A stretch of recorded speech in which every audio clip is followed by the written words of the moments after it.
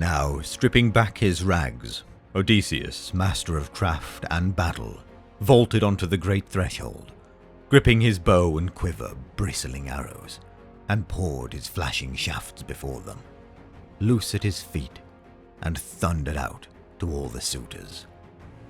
"Look! Your crucial test is finished, now at last.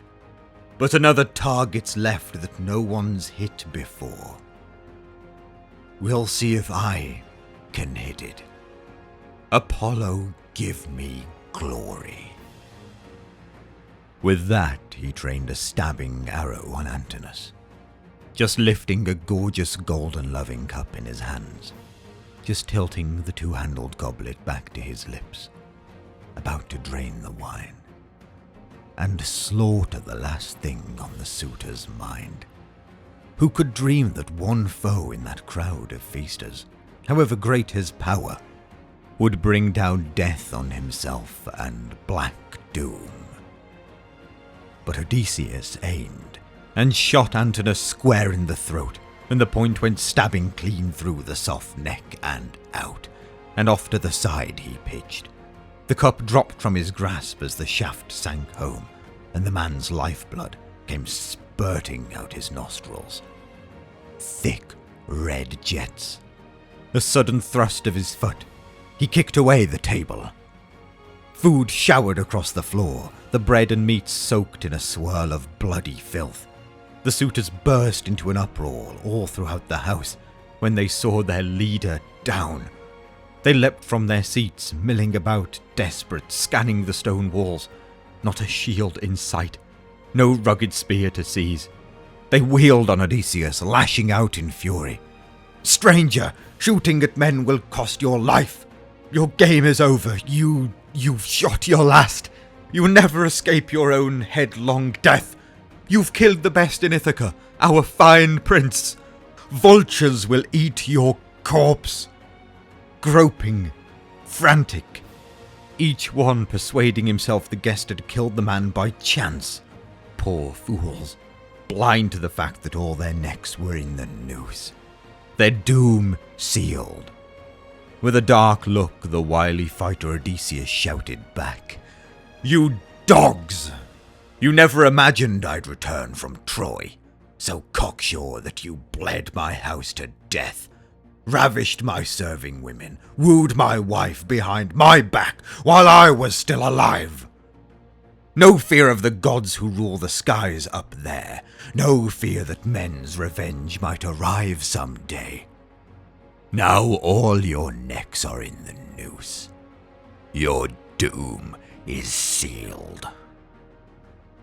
Terror gripped them all, blanched their faces white, each man glancing wildly, how to escape his instant death. Only Eurymachus had the breath to venture. "If you're truly Odysseus of Ithaca, home at last, you're right to accuse these men of what they've done. So much reckless outrage here in your palace, so much on your lands. But here he lies, quite dead, and he incited it all. Antinous. Look, the man who drove us all to crime. Not that he needed marriage, craved it so. He'd bigger game in mind, though Zeus barred his way. He'd lord it over Ithaca's handsome country, king himself, once he'd lain in wait for your son and cut him down. But now he's received the death that he deserved. So spare your own people. Later we'll recoup your costs with a tax laid down upon the land, covering all we ate and drank inside your halls, and each of us here will pay full measure too. 20 oxen in value, bronze and gold we'll give until we melt your heart. Before we've settled, who on earth could blame you for your rage?" But the battlemaster kept on glaring, seething. "No, Eurymachus. Not if you paid me all your father's wealth, all you possess now, and all that could pour in from the world's end.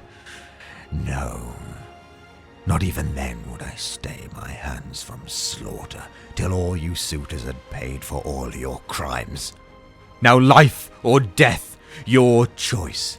Fight me or flee if you hope to escape your sudden, bloody doom. I doubt one man in the lot will save his skin. His menace shook their knees, their hearts too. But 𝗟𝗾𝗂𝗃 spoke again, now to the suitors. Friends, this man will never restrain his hands, invincible hands, now that he sees that polished bow and quiver. Look, he'll shoot from the sill until he's killed us all. So fight, call up the joy of battle, swords out, try to rout the man from the sill. The doors, race through the town, sound an alarm at once. Our friend would soon see he shot his bolt. Brave talk.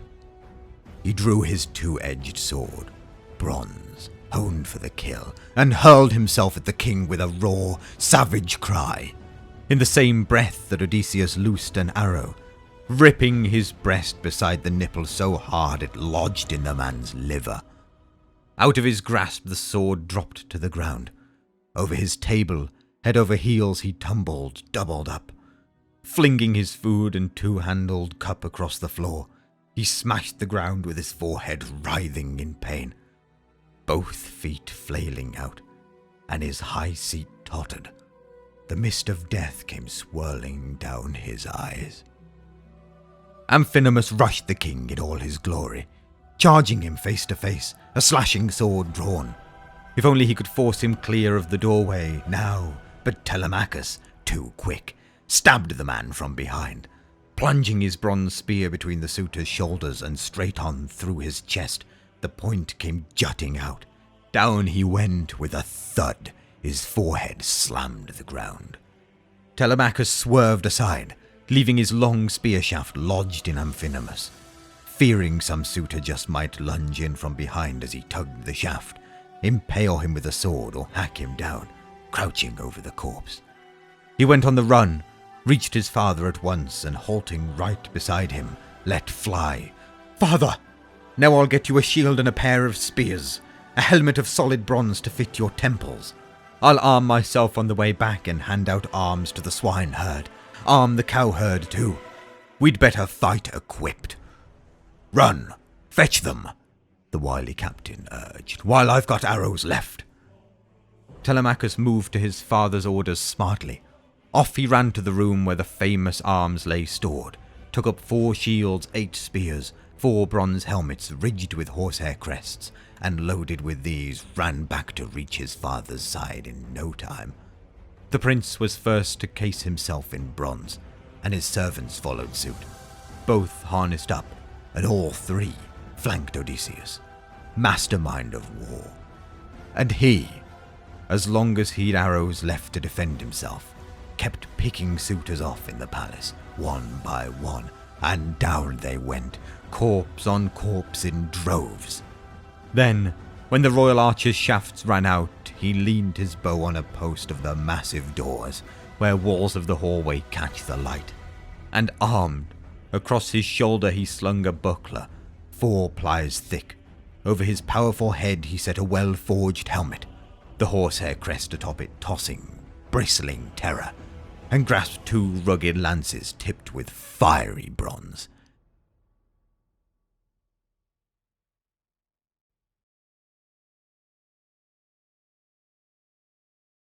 Greetings, one and all.